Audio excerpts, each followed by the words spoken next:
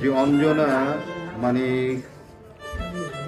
এমন একটা মেয়ে এবং এমন একটা ফ্যামিলি থেকে সে আসছে যে যেটা আপনার মানে কল্পনা করতে পারবেন না। সে কিন্তু হিন্দু মেয়ে ছিল, হ্যাঁ, তো তারপর পরবর্তী সময় সে মুসলমান হয়। প্লাস আমার জীবনে প্রথম আমি নায়িকা দেখি কিন্তু অঞ্জনাকে। দস্যু বন্ধুর ছবির শুটিং চলছিল আপনার যে টিপু সুলতান রোডের একটা মন্দির আছে পাশে, আর ওই পাশেই হলো যে আমার স্কুল ছিল।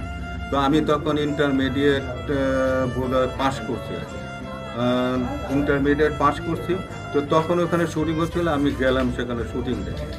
তো আমি ওনাকে দেখার পর আমার মনে হয়েছে যে মানুষ কি করে এত সুন্দর হয়, এত সুন্দর মানুষ কি করে হয়। আমার কাছে মনে হয় না ওকে মানুষ মনে হয়, তো পরীর মতো একটা মানে ডল ছিল আসলে।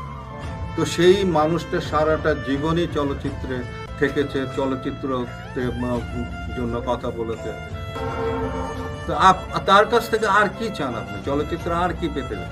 তার যতটুকু করার দরকার ছিল সে কিন্তু তার জীবন দিয়ে কিন্তু সেইভাবে সে করেছে। কিন্তু